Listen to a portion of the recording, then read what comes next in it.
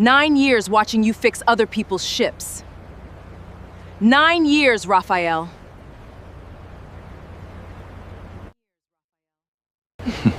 She finally figured out what she's worth.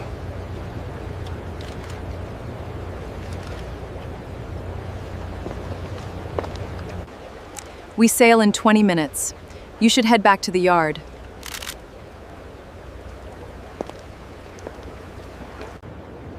My daughter gave you her best years. Be grateful she's being civil. You don't have to do this today.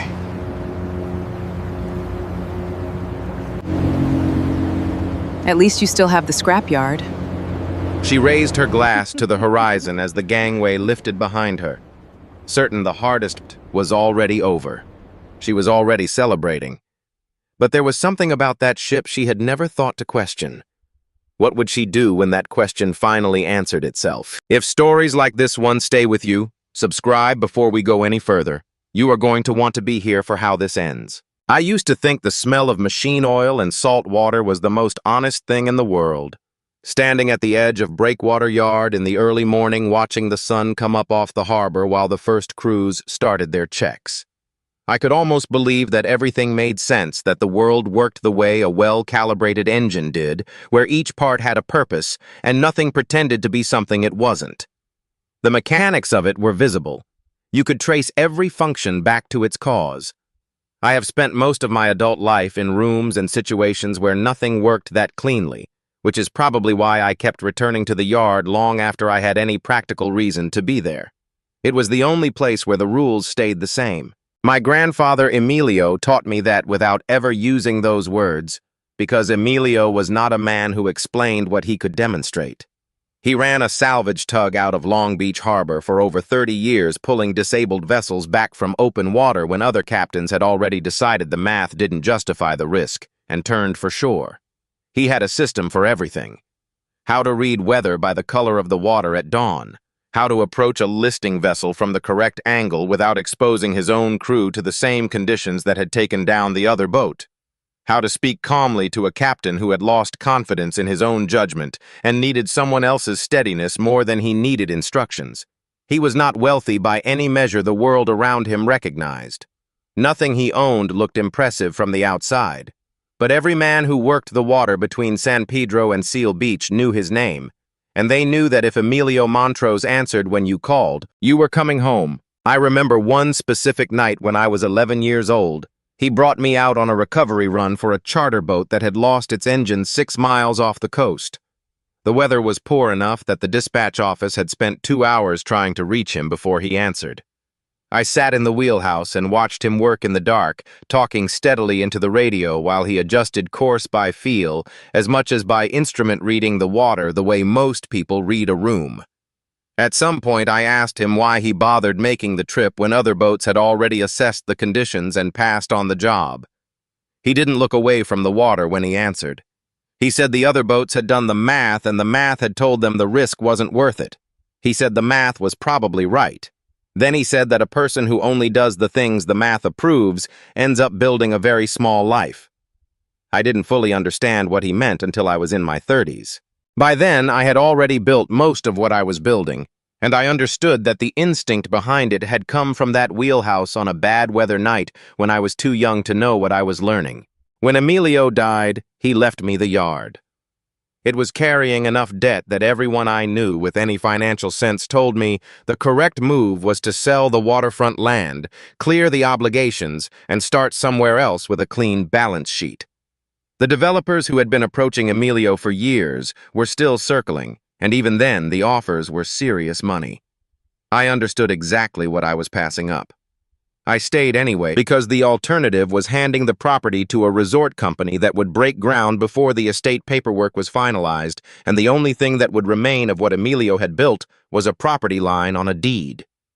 I was not ready for that. I learned the machinery, and I learned the accounts, and alongside the repair work, I started building something that did not announce itself. A logistics contract with a port operator in San Diego. A minority stake in a vessel chartering operation based out of San Francisco. A controlling interest in a fleet running cargo and passenger routes across 3 Pacific corridors. None of it moved on a public timeline.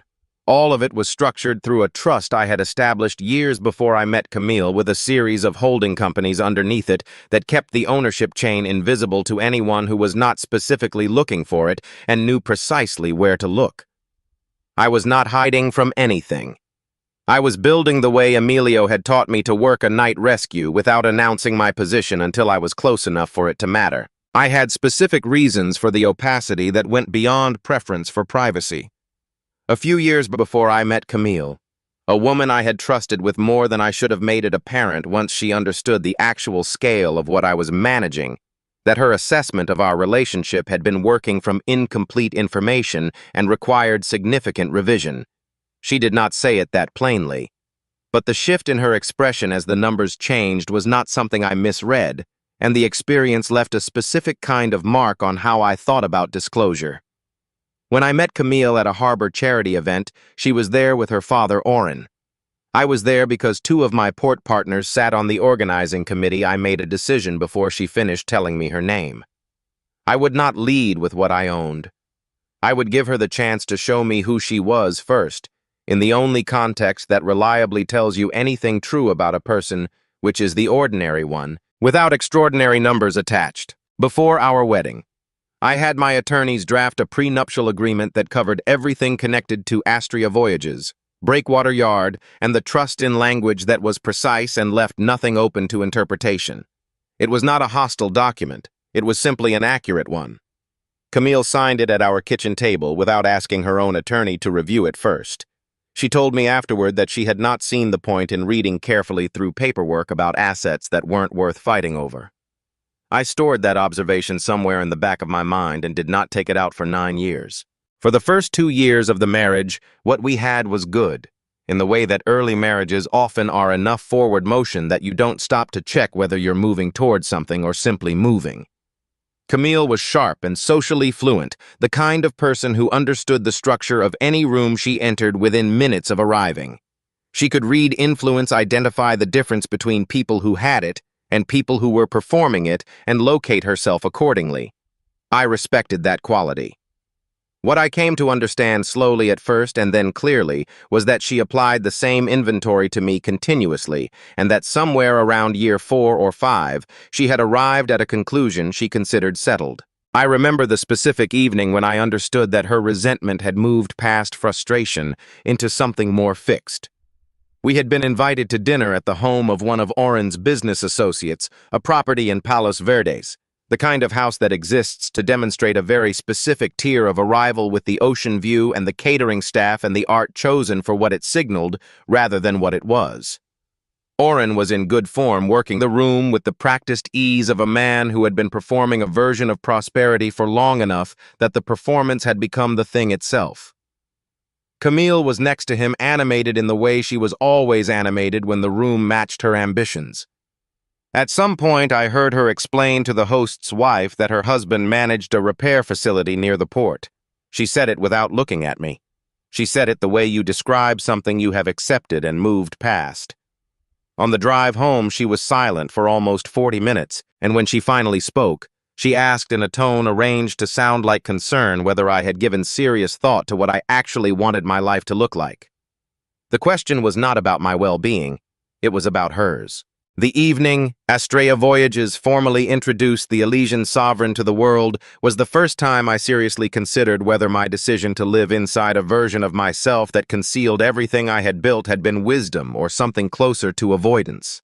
The Sovereign was the largest privately commissioned vessel ever to dock at Long Beach, $45 billion of maritime engineering, structured as a self-contained city, 17 decks housing hotel accommodations, a full hospital, a performance theater, deep ocean research facilities, and private residences, occupied by people whose wealth was managed too carefully to appear on any public ranking. I had arranged 2 invitation cards for the launch reception. I told myself the evening might offer some opening between Camille and me that had been closed for a long time. The more honest version was that I wanted to see how she behaved in a room she could not immediately categorize, and whether what I saw told me anything I hadn't already learned. She spent the first 45 minutes complaining about my jacket. It was not about the jacket. It was about what the jacket confirmed to her, that I lacked the instinct to dress for the context, that I would always be someone whose natural orientation was toward the functional parts of a room rather than its surface. I let the comment pass and walked with her toward the center of the reception space, where harbor light was cutting through the glass, and the Sovereign was visible in its berth, enormous and fully lit, a scale of vessel that stopped people mid-sentence when they first registered it. I watched Camille absorb the room, and I watched the inventory begin the same rapid assessment she ran everywhere, establishing what the room was worth and where she stood inside it. Seth Carrington appeared at her side within the first 20 minutes. His name had crossed my desk in the margins of some documentation connected to a hospitality development group, the kind of entity that maintained a large professional footprint without producing anything that traced cleanly to actual operations. Seth had assembled himself precisely for a room like this one. The watch, the introduction, the way he referenced deal figures in passing as though they were incidental details rather than the point. Every element was calibrated to produce a specific impression on a specific kind of audience. I noticed the calibration because I had watched it in various forms across 2 decades of business. Camille did not notice it because she was not watching the performance. She was receiving its intended effect, and the effect was working exactly as designed. She laughed in a way I had not seen from her in years, leaned toward him with the full attention she usually reserved for people she had already decided were worth her time, and glanced back at me once from across the room with an expression that was almost satisfied. My distance from her was the contrast she needed. Oren materialized at Seth's shoulder within minutes. Oren had spent his career brokering coastal real estate deals along the Long Beach waterfront, and he understood the value of the breakwater yard land with professional precision better than Camille did, better probably than most people in that room. He began speaking at a volume designed to travel about how glad he was that his daughter was finally surrounded by people who reflected what she was actually worth. The words were addressed to the general vicinity of Seth, but their direction was unmistakable. Across the room, Captain Lydia Serrano caught my eye. She had overseen the Sovereign's construction and commissioning from the earliest planning stages and had known me throughout. She was already moving in my direction when I gave her the slightest signal. I could manage the faintest possible shake of my head. She read it without slowing, redirected her path toward the officer group near the far wall, and said nothing to anyone. Whatever was unfolding in front of me that evening, I needed to see it finish on its own terms before I made any move. 3 days after the reception, I found the folder. Camille kept a locked drawer in the desk in her home office, and the lock was the kind that makes a person feel their privacy is protected without requiring them to think carefully about whether it actually is. I was not searching for anything. I was looking for a spare key to the storage unit where we kept equipment for the boat, and I opened the wrong drawer. The folder was sitting on top of its contents, not hidden, just locked away, which told me she considered the lock sufficient. It held 3 documents. The first was a fully drafted divorce petition itemizing our shared marital estate with a specificity that told me whoever prepared it understood that the trust structure and the Astria holdings were beyond its reach. The list of claimable assets was accurate and short. The second was a power of attorney bearing what was designed to look like my signature. I had signed enough consequential paperwork over the years that I knew within seconds it was fabricated, precise enough for a quick visual review, completely inadequate for anything requiring formal verification. The third document was a property transfer agreement for Breakwater Yard, assigning the land to a holding company whose registered address I connected to Seth Carrington in less than 10 minutes. I sat with those 3 pages for a long time without moving. Breakwater Yard is not a real estate asset to me in any sense that the legal category captures. It is the ground where my grandfather built the only thing he ever fully owned, where I learned from him what I know about engines and water and the specific quality of character that makes a person turn back rather than keep going. Camille intended to sell it. Reed Harlan, her cousin, had produced the forged signature. His career in property brokerage had given him the technical fluency to manage the transfer mechanics and make the documentation move faster than a legal response could catch it. The proceeds were meant to clear and be beyond reach before anyone understood the sale had happened. Oren had not merely supported this plan. He had structured it. The documents had the precision of someone who understood real estate transaction timelines and legal exposure with years of professional experience, and Oren had been operating in that space for decades. He knew exactly what that waterfront land was worth to the right buyer, and he had known it long before Camille had thought to look. I made clean copies of everything in the folder, returned the originals to their exact position, and called my legal team with a single instruction: monitor every financial movement connected to that property and do not act until I say so. I said nothing to Camille, nothing to Reed, nothing to Oren. The Sovereign's first voyage was 6 days away. What I needed was not the documents. I had the documents. What I needed to see was how far the three of them were prepared to go when they believed no one who could stop them was paying attention. The morning of the Sovereign's first voyage, Camille called me at 6:45. Her voice carried the particular softness she used when she needed something. Not warmth exactly, but a careful approximation of it, every syllable shaped to a purpose. She said she wanted to meet me at the harbor before the ship departed. She said she wanted one last conversation, just the two of us, without things turning into something neither of us could take back. I told her I would be there. I said it without hesitation, and I meant it in the way that probably sounds strange given everything I have already told you. I meant it because even then, even with the copied documents sitting in my attorney's office and the legal team already running surveillance on every transaction connected to the yard, some part of me was still watching for the possibility that she would stop herself. 9 years does that to a person. It makes you slow to fully close the door, even when you have already seen everything behind it. I arrived at the harbor at 7:30. The morning was clear and cold, the kind of California winter morning where the light sits low and sharp across the water and everything looks more defined than it actually is. The Elysian Sovereign was visible from the main access gate, fully crewed and lit along every deck, rising above the working waterfront, with the kind of presence that made people who had passed that harbor 100 times stop and look twice. There were camera crews set up along the commercial pier media access that had been arranged weeks in advance, and a crowd of early arrivals who had organized themselves near the main boarding checkpoint in the way that people gather for events they expect to be worth remembering. The air smelled of salt and diesel and the particular cold that comes off open water before the sun has had enough time to change it. I walked through the gate and across the access road and saw them before any of them noticed me. Camille was positioned at the base of the boarding checkpoint with Seth at her left, Oren at her right, and Reed slightly behind the group with his phone already raised and oriented outward. All four of them had luggage, proper travel bags, the kind packed for a serious duration. Camille was dressed with the specific care she brought to events she considered landmarks, every detail chosen to communicate that she understood exactly what kind of arrival she was making. She saw me approaching and did not adjust her expression, which told me more clearly than anything else she might have said that the phone call that morning had not been what she claimed. She delivered it cleanly and without visible discomfort. The way you deliver something you have rehearsed until the words no longer feel like yours. She said she was boarding the Sovereign with Seth for the inaugural voyage, that her attorney would reach out once the ship returned to port, and that she had left a set of keys on the kitchen counter so I could manage the house until the paperwork progressed.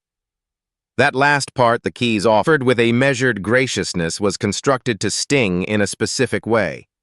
It was the gesture of someone who believes they are being generous toward a person who has forfeited any claim to expect more. Seth stood to her left with his hand at her waist and said nothing that invited a response. Oren addressed the area between himself and Seth at a volume clearly intended to be audible to the people nearby, saying that his daughter had given the best years of her life to a man who had offered her nothing proportionate in return, that the decision she was making was long overdue, that a woman of her caliber had every right to a life that actually reflected what she was worth. I watched several people in the surrounding crowd register the statement and begin forming a version of events that would stay with them. Reed was already transmitting. Camille turned toward the boarding ramp. At its base, she stopped, turned back to look at me one last time, not with uncertainty, not with regret, but with the expression of someone delivering a verdict they have already recorded and signed. She said it clearly enough for everyone around us to hear. She said at least I still had the scrapyard. Then she turned and walked up the ramp beside Seth and did not look back again. The gangway retracted. The mooring lines were released from their cleats in the standard sequence, and the Elysian Sovereign began its initial separation from the berth. The movement of something that massive is not sudden. It is slow and convincing, the way a geological thing moves, and it pulls the water around it into long, curling wakes that travel outward from the hull, as though the ship has been there long enough to belong and is simply changing its mind about staying. I stood on the dock. The crowd that had gathered for the departure settled into the satisfied arrangement of people who have witnessed what they came to see. I was aware of being looked at. I was aware of the story assembling itself in real time around me, the overlooked husband standing at the dock watching his wife leave on a ship that represented a world he had never been part of. I took out my phone and called Lydia. I gave her 4 words. I told her to bring the ship back. The silence on her end lasted less than 2 seconds, the interval a person needs when an instruction arrives that sounds extraordinary, but originates from a source whose authority they have never had reason to question. Then she said, "Yes, sir," and ended the call. 38 seconds later, the Sovereign's horn sounded twice across the harbor, 2 long blasts that carried over the water and into the streets behind the port. The crowd heard the sound before they understood what it meant. The water behind the ship's stern began to change. The azipod thrusters, reversing their orientation, produced a wide, churning displacement that was visible from the shore, and then the hull itself began to turn in a long, deliberate arc. A vessel of that size does not move quickly, but the scale of the maneuver made it visible and unmistakable from every position on the waterfront. A $45 billion ship that had just cleared its berth was coming back, and it was doing so with the steady, unhurried authority of something that operates according to a single directive. The voices around me shifted, people asking each other whether there had been a mechanical failure, whether the departure was being postponed, whether something had gone wrong with the vessel. Someone standing close to me said flatly that a ship like that one didn't turn around for one passenger. He was right. It wasn't turning around for a passenger. The Sovereign settled back against the owner's berth.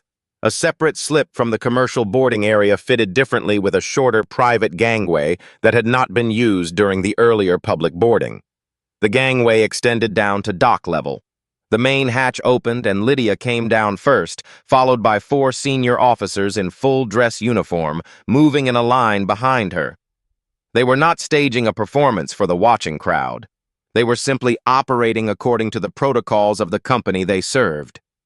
The crowd was watching anyway because the formality of what was unfolding in front of them made it impossible not to. Lydia reached the foot of the gangway, stood straight, and said it clearly enough for the cameras and the harbor officials, and the phone Reed was still holding to capture without distortion.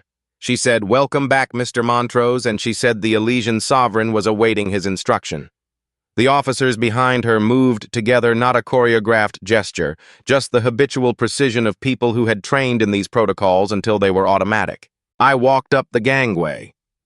The display screens along the Sovereign's upper exterior switched simultaneously from the voyage promotional material to the Astria Voyage's seal, and beneath it, a single confirmation line naming me as founder, chairman, and controlling shareholder of the company. It was not a reveal engineered for the moment. It was what the ship's management system displayed when its owner came aboard, the same thing it would have displayed on any other morning. The change in the sound on deck told me where Camille was before I looked for her. The general hum of passenger conversation dropped into a particular quality of silence, the kind that forms not from the absence of people, but from the abrupt suspension of everyone's private train of thought. The man she had described to a dock full of witnesses as a scrapyard mechanic with nothing to offer had just been formally recognized as the owner of the vessel she was standing on in front of every camera that had come to document the inaugural voyage. Seth moved 2 feet to his left and looked at his phone. It was not a dramatic gesture. It was simply the instinctive adjustment of someone who had just recalculated the risk profile of where he was standing. What Camille did next was the thing I had predicted most accurately about her, because I had watched her manage difficulty for 9 years and understood the architecture of how she responded to it. She did not collapse. She pivoted. Within 2 minutes of the screens changing, she had crossed toward me with her expression rebuilt from the ground. Up the triumphant departure performance abandoned, entirely replaced with something that read to anyone who had not been watching from the beginning as genuine distress. She said I had deceived her.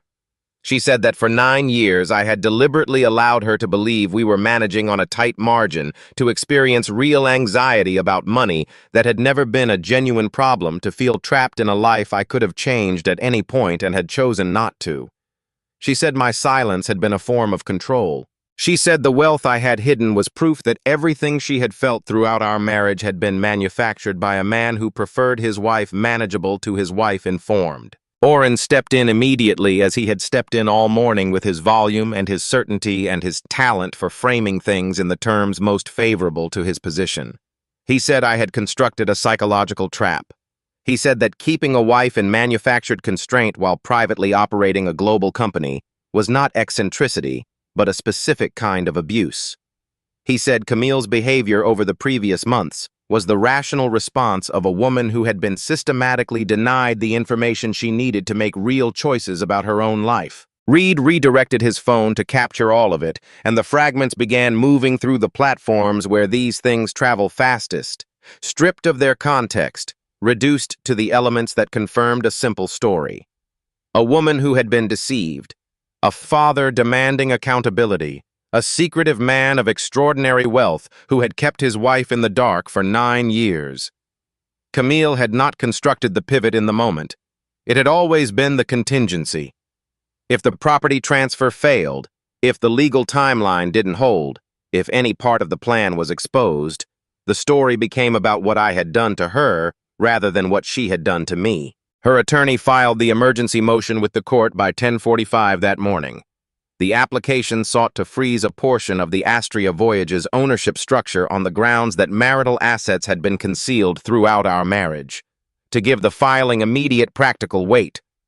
Camille's legal team also petitioned the Harbor Authority to place a temporary operational hold on the Sovereign, arguing that as the flagship operational asset of the company under dispute, the vessel should remain in port while the ownership questions were being examined. The Harbor Authority issued the hold within the hour. The ship was not going anywhere until the dispute reached a formal resolution. 2 members of the Astria board contacted my executive office within 20 minutes of the court filing becoming public. They were not hostile.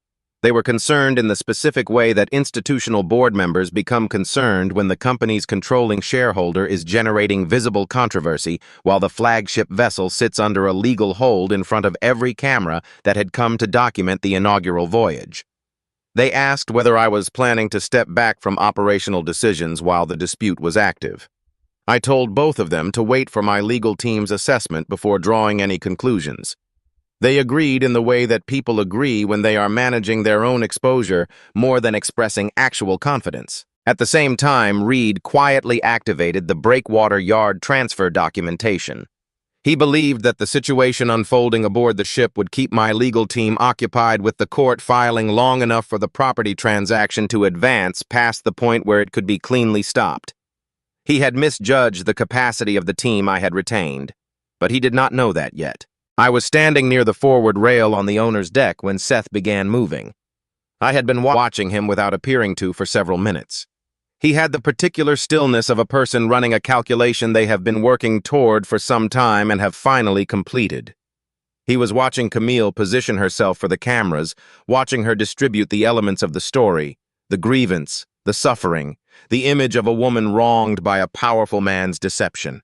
And I could see in the set of his face that he had identified what her story required of him. It required him to absorb the legal exposure attached to the forged documents, because his holding company's name was on the transfer agreement. If those documents entered evidence, and they would enter evidence, the liability would reach Seth Carrington first and most directly. He had spent 6 months collecting audio from his conversations with Camille, not out of sentiment, but out of the practical caution of someone who had understood, from early in the arrangement, that its foundation was not stable and that he would need something to stand on when it shifted. He pulled out his phone.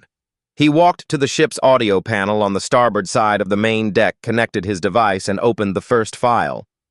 He looked across the deck at me for a moment, something between resignation and a request to be seen clearly by someone who understood exactly what he was doing and why. Then he pressed play. The first sound that came through the sovereign speakers was Camille's laugh. Not the version she used in public, the one she calibrated for rooms. She was working adjusted for maximum effect, but the private one. The laugh that came when she was completely at ease and completely unguarded. The one I had heard thousands of times in the early years of the marriage when she was still deciding to trust me and hadn't yet arrived at the conclusion she preferred. I had not heard that laugh in a long time. Standing on the owner's deck of my own ship, surrounded by passengers and crew, and the cameras still running on the pier below, I heard my wife's real laugh playing back through speakers she had never thought to be careful around. The deck went quiet in the specific way. Crowds go quiet when something changes and no one has yet decided what it means. Camille's voice filled the space between the upper decks and the Long Beach skyline. In the recording, she was speaking to Seth with the ease of someone certain of their privacy, the unguarded, slightly contemptuous register that people slip into when they believe no consequence is attached to what they say. She said I would not fight back. She said she had spent 9 years watching me absorb contempt without producing a meaningful response, and that a man who operated that way did not suddenly locate a different version of himself when the pressure increased. She said, Breakwater Yard was the only thing I owned that anyone else wanted, and she intended to have the transfer in motion before I had finished processing what had happened at the dock. She said the timing of the public departure had not been accidental. The humiliation at the dock was the mechanism the plan depended on, because a man standing in front of strangers watching his wife leave was not a man in a position to make fast legal decisions. She said it with the easy confidence of someone who had run the numbers and found them satisfactory. Seth had collected the recordings across 6 months. Not out of sentiment and not out of any loyalty to me. He had recorded the conversations because he had noticed early in his arrangement with Camille that she was very precise about what she committed to in writing, and that her precision suggested she was already thinking from early on about where the accountability would land if anything went wrong. He had been protecting himself.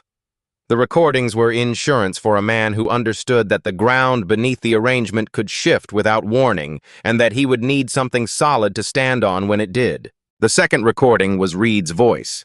He was walking Camille through the specific mechanics of the signature transfer, which forms needed to move in which sequence, how the notarization process would be handled, how the timing needed to be aligned with the divorce filing, so that the property would already be in motion before a court could respond to an injunction request. He spoke with the flat professionalism of someone describing an operational procedure, the specific detachment of a person who has processed enough transactions that he has stopped thinking clearly about what each one actually is. He mentioned the signature they had prepared, and he said it would hold through everything short of a forensic handwriting examination, which takes time. More time, he said, than they were going to need. Every person on that deck listened without speaking. I watched Camille from where I stood. She had stopped moving the moment her voice came through the first speaker, and the stillness that followed was not composure. It was the temporary suspension of function that happens when every prepared response has been made irrelevant at once. Her expression moved through several things in succession. Recognition, the rapid assessment of whether anything could be done, and then something I had not seen on her face before, which was the look of a person who understands that they have genuinely run out of moves. Not the performance of that understanding, the actual thing. Oren tried to speak over the recording. He said the audio had been altered, that Seth had manufactured it as an act of retaliation, that recordings made without the knowledge of the participants carried no legal weight. His voice did not carry the way it had carried all morning. The crowd had stopped listening to Oren. They were listening to the recording, and the recording did not require interpretation. The woman speaking in it was not describing a fear, a grievance, or a response to something done to her. She was describing in her own unguarded voice the sequence of things she intended to do to a man she had calculated would not be able to stop her. The third recording was the short one. Seth had made it during a conversation approximately 3 weeks before the morning at the dock. He had asked Camille directly whether she had ever actually loved me. The question in the recording did not carry hostility. It had the sound of someone genuinely trying to understand the foundation of what they were involved in, what the actual basis of the arrangement was. Camille's answer came without deliberation. She said I had been a place to land while she waited for something better to become available. She said she had never deceived herself about that, even if she had never made it plain to me. And then she said that the moment at the harbor, the public departure, the champagne, the image of leaving me behind in a crowd had been her design from the beginning. She had wanted me too embarrassed to act quickly. She said she had been right about that. Then the recording ended. Seth disconnected his device from the audio panel and returned it to his pocket. He announced to the deck, to the passengers, the crew, the harbor officials who had made their way aboard, and the cameras still running that he was prepared to cooperate fully with any investigation into the property transfer documents, and that he would testify that the signature on the Breakwater Yard sale agreement had not been obtained from Raphael Montrose with his knowledge or consent. He said it facing the harbor, not Camille. He said it in the voice of someone who has arrived at a decision they are not proud of and have made anyway, which is a different condition from innocence but a recognizable one. Camille crossed the deck toward me. The crowd separated for her without being asked, not out of deference but because the space around her had taken on the character of a scene people instinctively step back from. She took my arm and I did not pull away because I had no need to.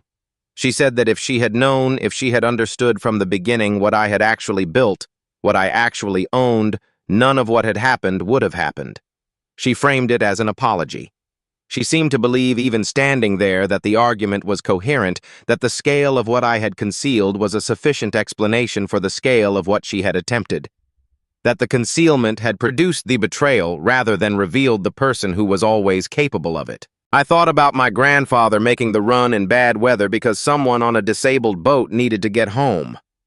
I thought about the way he described what a person was worth, not what they commanded, but who they went back for. And I thought about the fact that Camille had just told the deck full of witnesses around us that she would not have tried to take everything from me if she had known I was wealthy enough to be worth keeping. I told her what I had understood since I sat with those 3 documents at her desk, and I said it the only way I know how to say things that matter, which is without ornamentation. I told her she had not left me because I lacked value. She had left me because she was only capable of recognizing value when it presented itself in a language she already knew how to read. That was not a consequence of my silence. That was a consequence of who she was. And 9 years had not changed it, and the $45 billion had not changed it, and nothing I could have said or shown her earlier would have changed it either. She had no response to that. The argument she had prepared, the grievance, the victimhood, the case for why she was owed something she had tried to take, required a version of me that was ashamed of what I was. It had no prepared answer for a version of me that simply wasn't. I walked to where Lydia was standing near the forward station and gave her 3 instructions. The first was to have Camille, Seth, Oren, and Reed escorted off the Sovereign through the owner's gangway quietly and without additional spectacle beyond what had already occurred. The second was to transmit the complete set of forged transfer documents. The copies my team had been holding since I photographed them in Camille's desk to the harbor officials already aboard, along with Seth's recordings, which would enter the formal evidentiary process through his cooperation agreement. The third was to prepare the ship for departure the moment the harbor authority lifted its hold, which I expected to happen as soon as the legal team's documentation reached the right desk. Lydia executed all 3 without asking me to clarify anything. The prenuptial agreement and the forgery documentation resolved the court motion before the afternoon was finished. The trust formation dates and the contract language were not open to interpretation. There was no plausible argument that the Astria Voyages structure or Breakwater Yard had ever been marital property, and Camille's attorney withdrew the filing rather than continue with a motion whose outcome was certain and whose continuation served no purpose except billing. The harbor authority cleared the Sovereign for departure in the early afternoon once the officials aboard had reviewed the materials Lydia's team provided. Reed was taken in for questioning before the ship cleared the harbor mouth on its way out. The forgery case was not complicated. The signature comparison alone gave investigators everything they needed to open the inquiry, and the audio recording of Reed explaining the mechanics of the transfer to Camille eliminated whatever room for interpretation might otherwise have existed. The charges that resulted covered fraud, document falsification, and conspiracy to misappropriate property. The property brokerage career he had spent 15 years building became untenable within weeks of the charges becoming public. Oren's situation moved more slowly but settled more completely. The coastal real estate community in Long Beach operates within a network smaller than it appears from the outside, and the recording of Oren advising his daughter that Breakwater Yard represented compensation she was owed for years of marriage to someone beneath her reached the people in that network faster than he could have anticipated. 3 of his active development partnerships dissolved within the week following the voyage. The civic boards and professional organizations he had spent decades cultivating. As the architecture of his standing began their own processes of quiet removal, declining to renew his appointments, withdrawing his name from published materials, finding procedural reasons to defer his involvement in things he had previously been central to. The Harlan name had carried specific weight in Long Beach real estate for a long time. That weight did not fade, it collapsed, with the particular totality that happens when the recorded version of a person reaches the people who had been operating on a different version for years. Seth avoided the most serious criminal exposure through his cooperation agreement, but cooperation did not protect him from the disclosure that his own recordings had made unavoidable.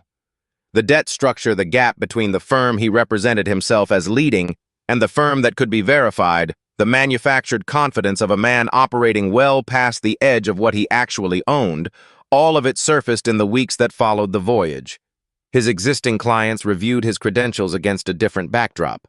Most of them did not continue. Camille received what the prenuptial agreement had always specified. She would receive her personal belongings and her portion of the financial accounts that had accumulated through the marriage itself. Astria Voyages, the Elysian Sovereign. The trust and Breakwater Yard had never been marital property, had never been within the reach of a divorce settlement, and the court confirmed that without requiring any extended argument. The divorce was finalized several months after the Sovereign's inaugural voyage. I was not present at the final hearing. In the months that followed, I converted a substantial section of Breakwater Yard into a training facility, free of charge, open to any young person under 22 who wanted to learn marine engine systems, vessel repair, or water rescue operations. I hired the instructors from the working crews I had known for years, people who had learned everything they knew, the same way I had, by doing it until the knowledge became part of how they moved through the world. The yard that Oren had calculated as an asset to be stripped and sold became the place where people who had no other entry point into skilled work could learn what my grandfather had spent his life demonstrating, that competence is its own form of dignity, and that showing up reliably for difficult, unglamorous work is not a failure of ambition. It is the only foundation that holds. On the main wall of the training room, I hung the original helm wheel from Emilio's salvage tug. Below it, I had a single line engraved into the wall plate. It said that power is not the ability to leave people behind. It is the willingness to turn back for them when no one would blame you for keeping going. A few weeks after the center opened, I noticed a teenager folding up his tools early before the module was finished. He told me quietly that he didn't have the money for the equipment kit required for the next session and didn't want to hold up the other students. I didn't make an announcement about it, and I didn't call attention to what I was doing. I left a complete kit on his workbench before he arrived the following morning, the same way Emilio had once left tools on mine when he knew I needed them and understood I would not ask for them directly. The Elysian Sovereign departed Long Beach for its second voyage several weeks later. I stood at the rail as it cleared the harbor, breakwater, and watched the waterfront reduce itself to a line against the afternoon sky, the working port, the familiar architecture of cranes and repair facilities, and somewhere in that line, the Breakwater Yard buildings visible, if you knew where to look, which I always did. I thought about what the morning on the dock had cost, and what it had confirmed, and what I was left with after both of those things were settled. The ship had turned around. The plan had failed. The people who had constructed it were facing the consequences they had built into it without understanding that they were building them. All of that was true, and none of it was the thing that mattered most. The thing that mattered most was that after all of it, after 9 years of a marriage that had been something real before it became something designed to extract from me, after the public humiliation on the dock, after finding the documents in the locked drawer, after watching Camille reconfigure herself in real time on the deck of my own ship, I still recognized the teenager who needed the tools. I still knew exactly what it meant to go back for someone when it would have been easier not to. My grandfather had taught me that without explaining it in a wheelhouse on a dark night off the California coast when I was too young to understand what I was being given. The betrayal had not changed it. It had simply made me certain it was still there. If this story reminded you that the people underestimating you right now may be making the biggest mistake of their lives, share it with someone who needs to hear it today. And if you have not subscribed yet, now is a good time. We will see you in the next one.